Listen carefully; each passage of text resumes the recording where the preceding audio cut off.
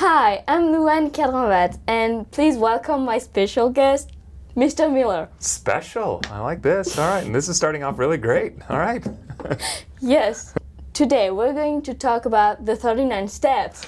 Dun, dun, dun. My first question is, why did you choose to present the 39 steps?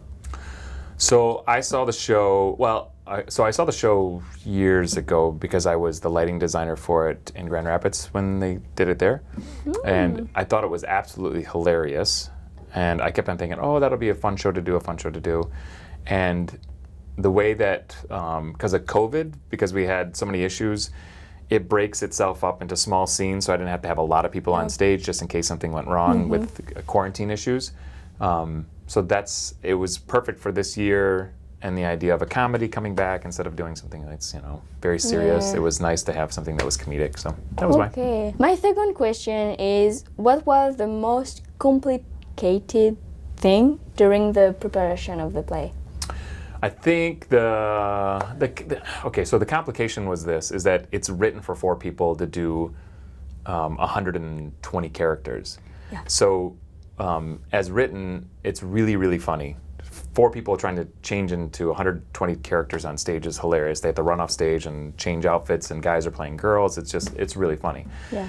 So then when I said, well, we can't just have 4 people in a cast and we had to expand it, it was trying to figure out how do we do so to offer enough opportunities for ZHP, but also keep some of that humor in there of people switching roles. I'm not sure if I did a really great job at that part of it, but that was probably the most complicated part of it, was trying to figure out how do we give people multiple opportunities, but still keep the funny of people switching on and off. Yeah.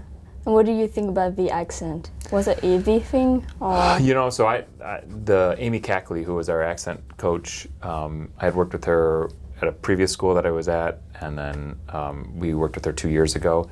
So for me, I just don't have to worry about those things. It's not something I know, and so I was able to go like, here you go. Yeah. I think the hard thing is when people came to the show, I did hear people say it was hard to understand. Yeah. And so I knew the script, so it's easy for me to understand it, but I don't know if necessarily sometimes everyone else. My third question is, what were the most important crew for this show? Oh, I don't know if there is a most important crew, because if there's no lights on, it's really weird. And if there's no clothes, then it's just awkward, because we get in trouble for those kind of things here. And then if there are no sets, it just looks like an empty stage and people walking around. So, I mean, all the crews are important. Yeah. In all honesty, I mean, you can't, if you don't have ushers, if you don't have sound people, I mean, it all is needed. I don't like that most important, least important. It's like, even if it's a team. It is, and if you go to pass to someone that's not there, you might be the star on the team, but all of a sudden that person's not there. It becomes very important that person's not there. So even like parts in the show, some people had smaller parts, but if they're not on stage, which we found out on one night when someone didn't make an entrance, it can make a huge problem. Yeah. So. Okay. And my last question is, if it had to be done again, what would you change? I don't know. I'll be honest, so once opening night comes, and even like during dress rehearsals, I've kind of, I don't want to say checked out, but I'm like, I've done everything that I thought I should do. It's just like you played a character, like, would you go back and change things? I don't really think about it too much. I'm like, I did what I thought was best at the time. And I thought it was successful, but I also think that me changing it from 4 characters to 20 hurt the show, not the students performing in it, but hurt the show overall, because it wasn't as funny because there wasn't as much back and forth.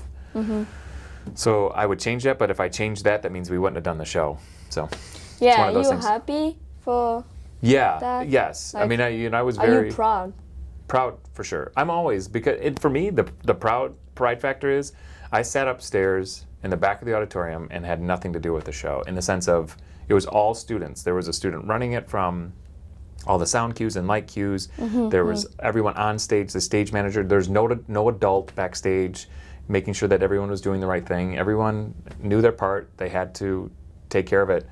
And for a high school to do that is tremendous. And do it at the level that I think that we achieve is even even better. Yeah, it's amazing for me. We don't Oh. have that in France. You don't? No. So, thank you very much for giving me your time and thank you for watching. I invite you to come and see the community service show, who are 5 short plays, and it's a fundraiser for Toys for Tots, You are correct.